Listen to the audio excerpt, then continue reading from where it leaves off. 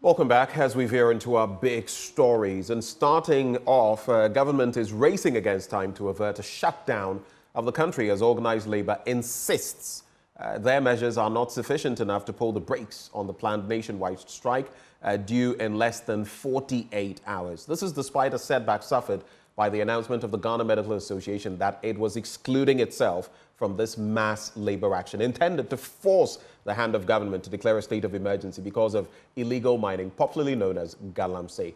We'll be discussing those issues with our guests, but first off, let's listen to the Lands and Natural Resources Minister, Mr. Jinapo, on what he had to say in terms of dealing with the menace. In the circumstances, this move was one which will not be detrimental to our efforts at regulating small-scale mining. So essentially, that's what it is. The decision has been taken to revoke LI 2462. The fight against illegal mining has been ongoing under this government for the past 7 years. Excuse me, I would say that no government has fought this menace as much as Akufo-Addo's government has done. Indeed, we all know that illegal small-scale mining has been with us for many years. And when the president gave his inaugural address on 7th January 2017, a greater part of his speech focused on the issue of illegal small-scale mining. That definitely presupposes that illegal small-scale mining was a major problem at the time he took the oath of office on 7th January 2017. For about 6 months or so ago, we took the decision that we need to roll out a policy of river guards. In other words, we need to have a dedicated cohort of people, a dedicated personnel, group of people, personnel, who will patrol and monitor our river bodies 24/7. And so we began a collaboration with the Ghana Navy, where we procured 5 speedboats and began a very rigorous recruitment process or exercise, which resulted in the recruitment of some 300 young men and women. They were trained extensively in how to pilot these boats, in how to have body cams, and how to use drones, and so many other components of this policy have now been put together. And we are just on the verge of deploying these river guards. As I speak to you, a meeting is scheduled at the Ministry of Defense today at 12 o'clock to cross the T's and dot the I's in respect of this issue of river guards. And we think that the deployment of these river guards will really go a great length at helping us monitor the river bodies 24/7, as it were. And this has been work in progress. This is not something that has just come up. This is something that we sought approval from the central government some 6 or 8 months ago. I don't have the exact date with me now. But we've been working very hard at this and ensuring that we screen all the recruits, all the personnel who applied to join this river guard efforts. And they were taken through security training, screening. They were recruited, they were trained, we got the equipment, we put the policy and the operational manual, everything together. We are now meeting, as I say, to just smoothen the rough edges. And sooner rather than later, we will have them deployed on the major river bodies of our country, for them to police the river bodies, for them to monitor the river bodies, and for them to be able to communicate as quickly as they find any illegal mining activity taking place on the river bodies of our country. As you may have read from the newspapers as well, the periodic surgical operation by the Ghana Armed Forces under the rubric of Operation Halt is been evaluated again, it's been examined, and the decision has been taken that we're going to have surgical operations as we've done in the past. So the point I'm making is that, look, this government's commitment to the fight against illegal small-scale mining has been unfetching. And I think the government is been absolutely transparent, honest, and resolute when it comes to this fight. Look, let's be clear that there are challenges. There's no two ways about that because of the complexity of this matter and because of the common denominator when it comes to small-scale mining or when it comes to mining generally, which is really gold and money. And therefore, people will want to persist and the cabals will want to outwit the system and they want to persevere. But we are also absolutely resolute and determined, and we're not going to give up on this fight. We're going to get on with it. And as I say, these measures which we have worked on over the period are also going to be rolled out, and we believe that they will make a positive impact.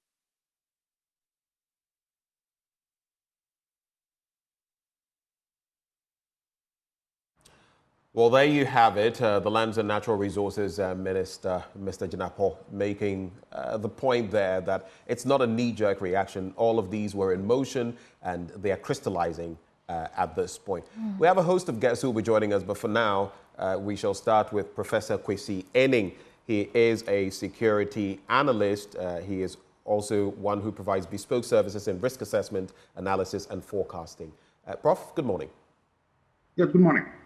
It's a pleasure having you. Every time, it's a great pleasure. Let me just start from this standpoint. What do you make of the charge from both fronts, from Labour and from government? You've heard the Lands and Natural Resources Minister.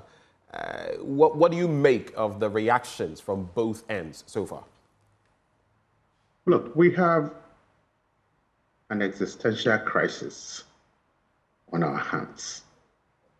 And listening to the minister right now, I simply got sad that there is no commitment nor seriousness to this.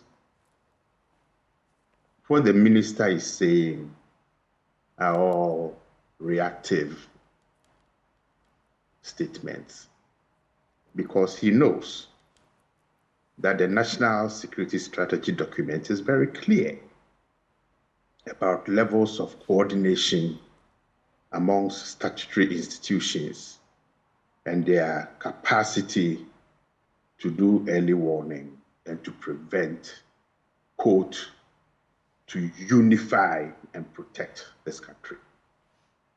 He also knows that the Security and Intelligence Services Act, Act 1030 of 2020, enjoins every single metropolitan, municipal, district council, security councils, protect the state.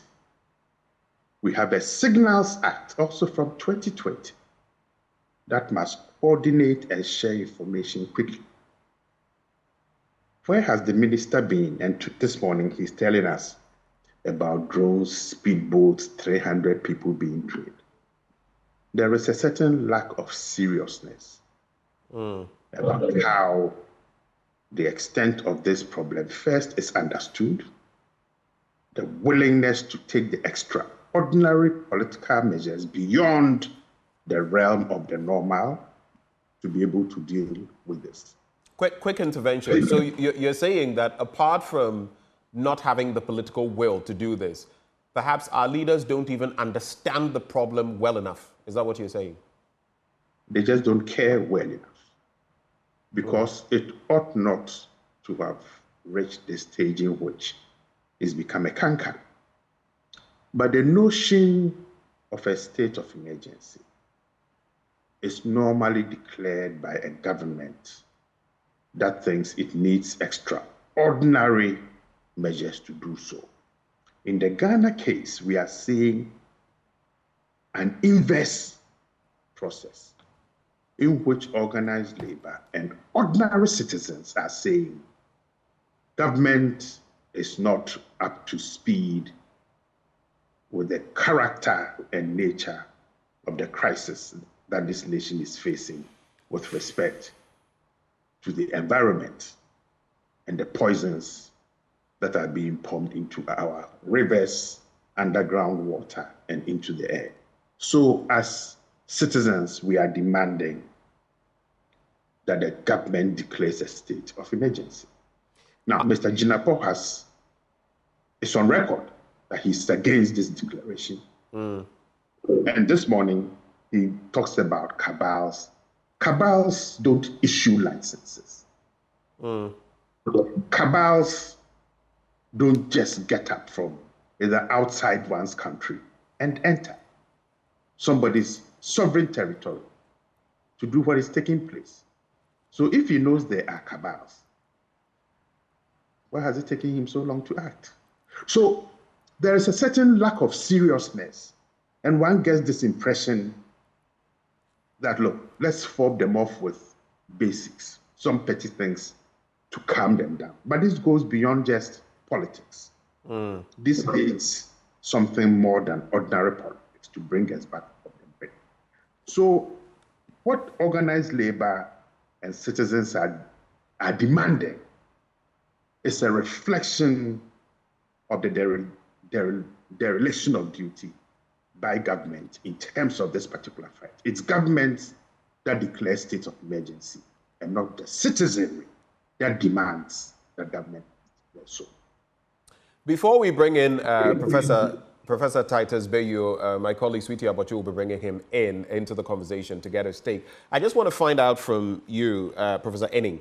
So where we are currently on this matter, Labour is threatening to down its tools. But the state of emergency that has been called for by many, including you, what are the impediments getting there? Some have said that, look, Galamsey is not done in Accra, for example. You can't sit in Accra and do this. Go into those areas and demonstrate.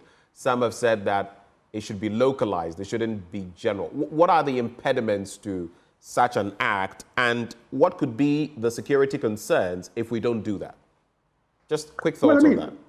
Yes, the impediments are not about where the demonstrations take place. The impediments mainly is that the elite consensus that must come round to declare this state of emergency does not exist in Ghana.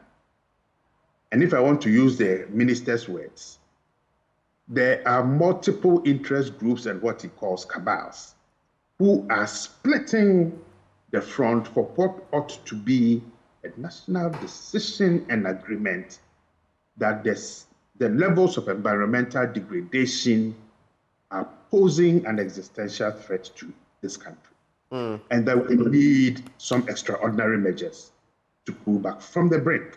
So where the demonstrations take place do not matter.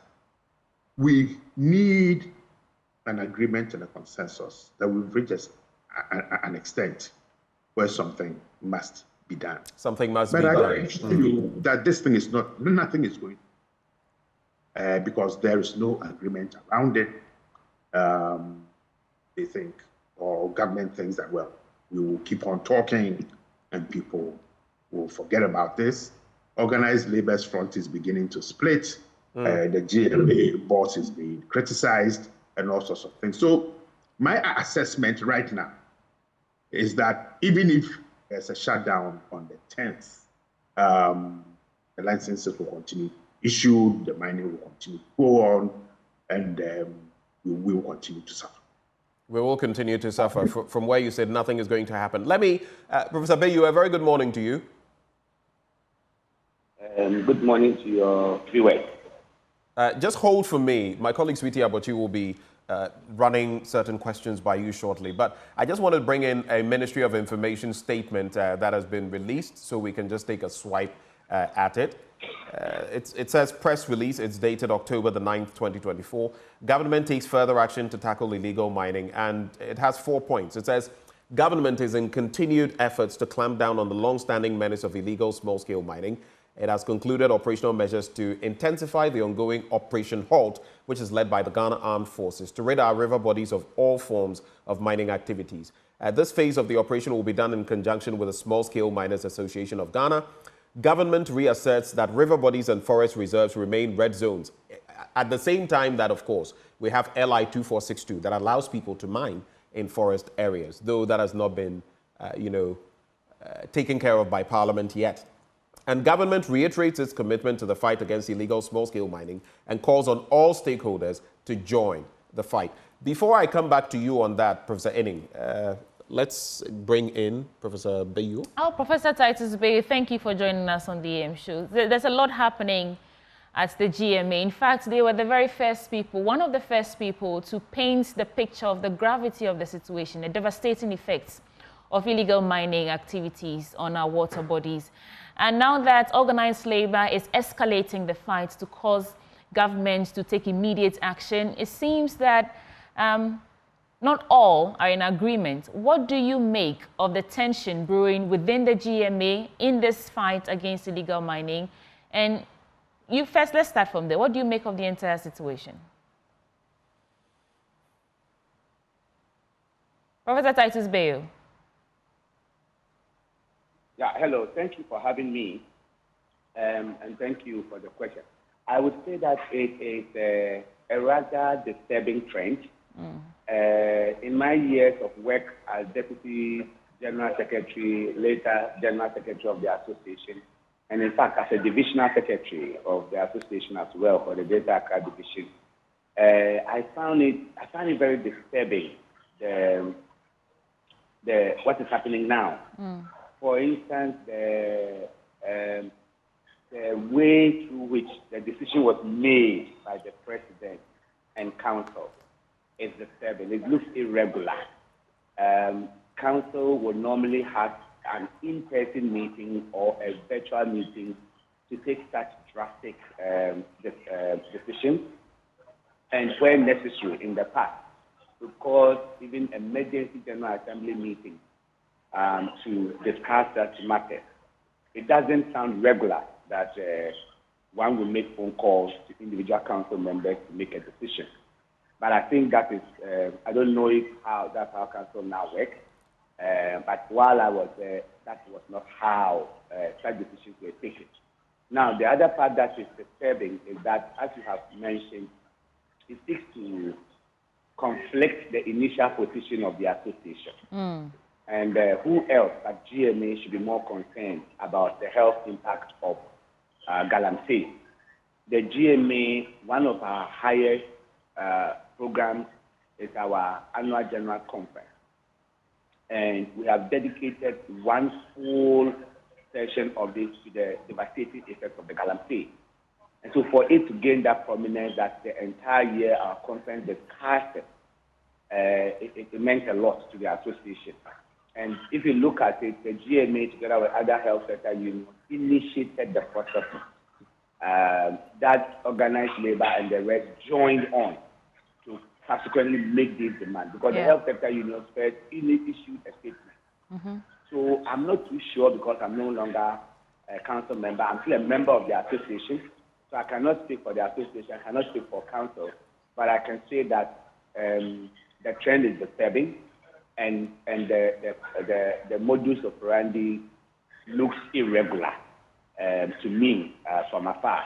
But I'm sure the association can best explain why and how that happened. But is there a reasonable chance, Professor Titus Bayo, that this decision is coming because the job of medical professionals, doctors, is to save life, and if you lay down your tools tomorrow, 10th of October, you may actually end up losing lives? Is there a reasonable chance that this is the reason, or part of the reason, why the GMA is saying that they will not be laying down their tools tomorrow? It could be, but in the past, what the association has done is that, taking cognizance of the fact that we are essential service providers, in solidarity with the rest of labor, we could, for instance, do a target approach. They could express their solidarity to labor, decide that doctors should wear red armbands initially as protestation. They can decide that if nothing happens, at some point they will withdraw some non-essential services and make a graded thing, but to completely say we will not be part of it, that it sounds irregular, because the purpose of all of this really is to mount pressure on government to do the needful. So the question one asks is that does GMA believe that the demands of organized labor are genuine? And if so, do they believe that they need to power pressure on government to do the needful? If yes, then the discussion should not be that you will not be part of it, but you can use milder forms of protestation to power pressure on government. So Prof, well, there's a school of thought that we've moved past a milder option like removing non-essential workers because of the, the gravity of the situation. Would you agree? Well, no, I don't agree fully with that. We want to preserve life. We want to the best of our ability, preserve life. So the association could have given a staggered approach if they wanted. So if they decided that, even deciding that you are going to withdraw outpatient services and still see emergencies and inpatient, it's enough pressure on government. Or deciding that, look, okay, we are going to use red armbands to warn government for a week or two. That is enough to put pressure on government to do the needful. What is happening is that, why I say it's a very disturbing trend, for me as a unionist who has been in union politics most of my adult life, this is very disturbing. It looks like the labor front is getting fractured or broken. And that sets a very bad precedent for the entire country. Because if people cannot demonstrate to push and get what they want, other form of protestation does not appear to yield the result, the last resort then becomes labor. And we saw what happened to the hotel saga. Yeah. People did all that, and government called their bluff. But when labor stood united, the right thing was done. And so for such an essential national cause, I expected a united voice from labor and complete depoliticization of this. You know, life is not politicized. And so I think that we should have all had one. I mean, when you look at the cause, then this is my personal opinion. If you say you are calling for a state of emergency, is it wrong? It's not wrong. Why? Because under state of emergency, some rights, it actually helps the government. If government decides that it wants to ban small-scale mining for 6 months now, people can take government to court because the same government gave them the license. Okay, but give them the license. But if it was such that it was under a state of emergency, such rights can be curtailed. So you cannot take government to court for withholding a license they have granted you because you are operating under a state of emergency. This is my understanding of it. So it is something that would rather help government. And we are saying give the land some period to heal. And let's reorganize ourselves. I do not see what is wrong with such a call. So it's a disturbing trend in the labor front, and I'm saddened by it. Okay, so briefly before Ben goes back to Professor Aning, would you say that there are any political elements at play here? From your experience as a former General Secretary of the GMA, would you say that there may be any political elements at play here? That would be speculative and further weakening labor. I want to believe that there isn't anything like that, but if there is, then it's very unfortunate. And I think labor must stand for what they stand for and not be influenced by politics. Prof, I just have a quick 3 layers of questions for you briefly, but it's straight to the point. One, the fact being that the GMA is saying they are in solidarity with the rest of labor, but they will simply not join them for the demonstration. As for the bit about lives, when I listened to Dr. Sribo, I didn't hear too much of that. What I heard was process about the fact that they had not been informed and all of that. Some say this is a hypocritical positioning because they even started bringing up these issues about health concerns and all of that. That is one. Two, there have been accusations of bribery on both ends, that maybe some in organized labor have been bribed, that is those who are for, and that others who are now against may have been bribed or compromised as well. What is your thinking on all of this? Well, so the first point, I would pretty much agree that the situation appears conflicting, as I mentioned, because the GMA is very concerned about the health impact of galamsey, and I can attest to that. On all our doctor platforms, very senior doctors have discussed this. Hello, Prof. Yes, and they all think that it's unacceptable. And the GMA itself organized a public lecture on this. So it means that the GMA really thinks that the health impact of this is bad. So, and the GMA and the health sector unions initiated it. So I see it as backtracking, leading people on, and when it matters most, you backtrack. That is why that statement of solidarity and yet saying you will not participate in any form is incongruous. All right. The second bit about bribery, these are allegations that need to be proven. But in my years of service at the GMA, that I know it's an organization that was very difficult to bribe. I don't think for the GMA such a thing would have been possible, especially if the council is properly constituted. It's a 22-member council, and each one represents a constituency. And when they sit there to vote, You cannot, could you possibly bribe all 22 members? No. What is irregular for me is calling people one by one to say you are taking their views on such an important matter. Right. That's one I haven't seen it happen in my years at the association. Yeah. Just give me a quick answer. So were you disappointed by the positioning of Dr. Srebo? Well, I will not personalize it to him, but I was disappointed in seeing such a release coming from the GMA. As a doctor, first, as one also concerned about the health impact, second, and by the fact that I'm also a member of the GMA and a former General Secretary of the GMA, I was disappointed seeing this from the GMA. Okay, all right. Thank you so much for those thoughts. Don't take leave of us yet, but let me go to Professor Aning. Professor Aning, Professor Bayuo says he was disappointed. We've already looked at that statement, the statement from the Ministry of Information. I went through it. I don't know whether you'd like me to go over it or whether you remember and you would like to react to it. I see a comment here. Atipo Bright says, this strike is not about allowances and emoluments. I understand the GMA. He's being sarcastic, saying that once it's not about money, he understands the GMA. Your reflections on that, Professor Aning? Look, I think we need to understand all these statements and establishment of groups and meetings are simply to buy time, because for those who ought to decide, there is no sense of urgency. There is a misunderstanding of the dangerous nature of the threat that we are facing and its impact on our survival as a nation. So this statement from the 9th of October for me means absolutely nothing. It's just empty words, continued efforts, operational efforts of halt. There have been loads of analysis on the effectiveness or otherwise of halt, that they will collaborate with small-scale miners, red zones. If you knew that river bodies and forests were red zones, why issue the licenses? You are still issuing.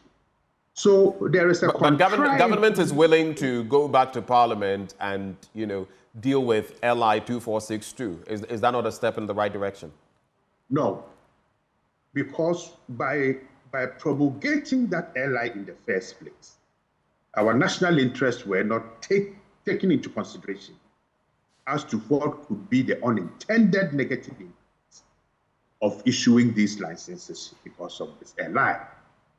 When you are in positions of influence, but also particularly when you are a duty bearer, in which you are holding a nation's survival in trust, decisions must be made carefully, maturely, and in an informed manner. Question: how many licenses have been issued since this LI came into place? Right.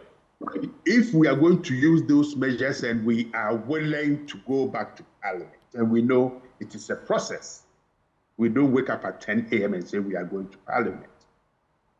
What are they going to do about the licenses that have been issued already? So for me, this is a play on words, procedures, mechanisms, and processes, basically to buy time. But I can offer a word. When people feel threatened to an extent where they lose trust in those who ought to protect them, then they take the law and the decisions into their own hands. And we're already beginning to see in a few communities where the youth are beginning to clash with minors. The guns are available.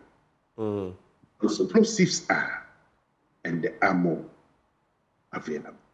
Let's not take communities and individuals into taking the law into their own hands. I think those who have been voted for to make the tough decisions must demonstrate they are up to the task.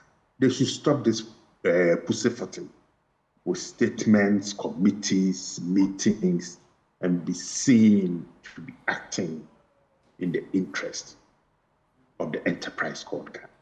I have two quick follow-ups for you, and I will be done on that front. So one, the lands minister talks about river guards, the Navy, all being deployed on some of these water bodies. Then there's the use of drones, and it takes my mind back to the $3 million we supposedly spent on 200 drones, which cannot be found. What is your reaction to that? Enough to at least cause illegal mining to subside? And then the second bit, I asked you initially about a state of emergency and the elements. Would you like to walk us through them again, about what the likely elements are of a state of emergency and whether we should, at this point, get there? We ought to have declared one long ago, but it will not happen. Nobody is going to declare a state of emergency, though it is necessary, because there is no consensus about the extent of the threat and the urgency of the threat. Therein lies the minister's explanations about drones and 300 people being trained and 3 boats. All that the minister told us is that the extent of the problem is like an elephant. Our responses are like 2 flies on the back of an elephant that can be just swatted away. So there will be no state of emergency, because for those who ought to declare it, it is not organized labor and civil society that declares a state of emergency. State of emergencies are declared by governments after they have made an assessment that says there is a particular problem that we need to tackle using extraordinary political measures, because if we don't, it will threaten us existentially. Prof. Aning, in terms of, let me quickly interject, in terms of actionable steps, what do these look like? What do these steps that the government should be taking, in terms of declaring a state of emergency? Although you say it would never happen, what does it look like? Does it mean that complete ban on all small-scale mining everywhere? Can you paint the picture for us? Well, first and foremost is that because every day that passes by is a problem, first there must be a temporary halt, complete ban. That says, look, across this country, legal license, illegal actions, stop. The military and the statutory uniformed forces are empowered by Act 1030 to then ensure that there is enforcement. MMDCs are empowered. The state has all the institutional frameworks to get this done. The Signals Act allows us to share the information very quickly for the Air Force to do reconnaissance and these lost and found drones to monitor. Okay, so there are very simple, straightforward steps that can be taken. And then we can sit back and say, how do we begin the process of allowing people to go back? After 6 months, we see the water is healing, is beginning to clear. Then we can say, look, what are the next 6 steps? So there are fairly hierarchical steps that can and must be taken. Unfortunately, they will not be taken. You're very confident that it will not be taken. Meanwhile, organized labor is set to lay down their tools tomorrow. Is that not? Yes, is that something that could actually force? That is not a state of emergency. But could it force the hands of government to actually take at least one of these actionable steps that you've just laid out? I doubt very much. Where does that leave us then, Prof? It pushes us to the very tip. We will continue to get sick, and I think Professor Bayo has stated it. More children will be born sick. Our food chain will be destroyed. Our cash crops will be destroyed. Our exports will be affected. Already OECD and ECOWAS are watching what is happening on the environmental side in Ghana. But nothing may happen now, but probably sometime next year, those who are environmental lawyers can then take those who refuse to act to an international court, because under the Financial Action Task Force Recommendation 40, revised in 2012, environmental crimes are punishable under international law. So, Prof, should we be looking to the international community to salvage the situation if our own actions internally cannot help us? Is that an option we should explore? That's an option we should explore, but I've also been encouraging environmental lawyers in Ghana to begin to put together the dossier that can be presented in terms. But I think we need to take the first step. Okay, please hold for me. Let me go back to Professor Titus Bay. Prof, so as we speak, we've seen some teacher unions put this decision whether or not to join the nationwide strike to a vote. Is that something that GMA should also be doing or would be doing? Well, as I said, I can't speak for the GMA. I am part of UTAG as well, and we participated in the vote in Legon, and we've made our decision clear where we stand. The GMA technically does not vote this in that manner because we are not like separate groups that have come together. So the mode of operation would have been either the council voting on behalf of the entire GMA, or the GMA call an extraordinary general assembly, emergency general assembly meeting. And in that meeting, we vote on it. This is the mechanisms that are known to take very major decisions in the GMA. The council is well empowered to do that. Or they call an extraordinary general assembly to take that decision. Okay, so the results that we've seen so far in terms of the teacher unions that went to the polls to vote on whether or not to join that industrial action tomorrow, it appears the yeses have it. What does that tell us? What does that tell you? You're also a teacher, yeah. What does that tell us? No, I think it is a reflection of what Ghanaians feel. It's a reflection of what everybody that has a voice feel. And I think it is a direction to duty bearers that the people you represent, the people you lead, this is what they feel about it. So it's not a matter of who will lose a seat. It's not a matter of who will win an election. And remember, the unions are also demanding that both political parties sign a pact that is a very strong statement against this menace, which I think is an attempt to make sure that they have bipartisan or multi-partisan approach to this thing. So we should not use a divide and rule tactic. This is a genuine concern. It is scary and it's an existential challenge to all of us. And for a few greedy people to look at what they will gain and jeopardize the future of all of us is unacceptable. And if you look at the measures put up by government, I don't think they are satisfactory at all. And I think the unions were actually helping government by asking to declare a state of emergency. I'm not a lawyer, but under a state of emergency, certain rights can be curtailed, which means that government will not be forced, will not face legal suit by people that you cancelled my license or have a license and you've done this. No. All of that can be catered for if a state of emergency is declared. And that is when we see a will, commitment to fight this. In the absence of that, it is all semantics, it's all playing with it, it's all making the people feel good that we are doing something. I mean, if you say you are training river guards, for heaven's sake, if the military could not stop this, it's river guards that are going to stop it. Haven't we seen where soldiers are going here, they'll call the people to leave there. If the person who is supposed to take the decision, the head of the Security Council in that municipality himself owns a concession, and they are coming towards his concession, you only tell them not to appear at work today. Can that decision be made without that person? It's the reason why we are saying get a complete ban. Let us have some respite. It doesn't matter whose firm is there, politically exposed or not. Let's give the earth a respite. And don't come and play with these words. Because the honest truth, and I think everybody that has a voice must speak up. Because we speak up or we die together. We shouldn't think it's affecting some people.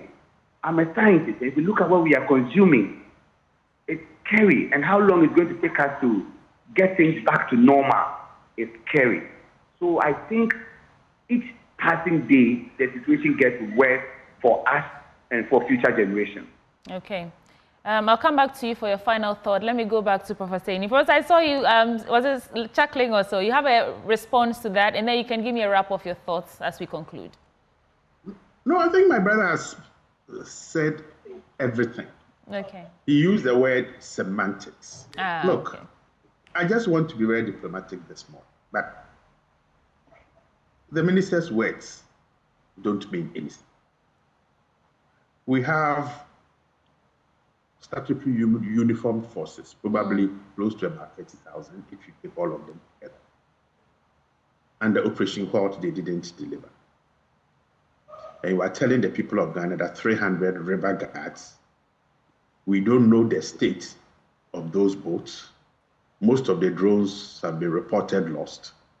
So it is purely a play on words, hoping that the crisis will blow over. Organized labor and civil society will go to sleep and it will be business as usual. But I can assure people that it cannot and must not be business as usual. We are facing a threat the likes of which very few countries are facing. We are the only country that out of greed have voluntarily poisoned our waters without going to war. And I think the chickens are coming home to roost in terms of impact on the food chain, on the babies being born, and a general sense of mistrust and increasingly disrespect for those who ought to govern. When publics lose trust and respect for their leaders, then the elements that bind are no more in existence. And the ability to cohere around the state crumbles. We need to prevent ourselves from getting to that tipping point. But we are very close to it. And it is increasingly becoming dangerous by now.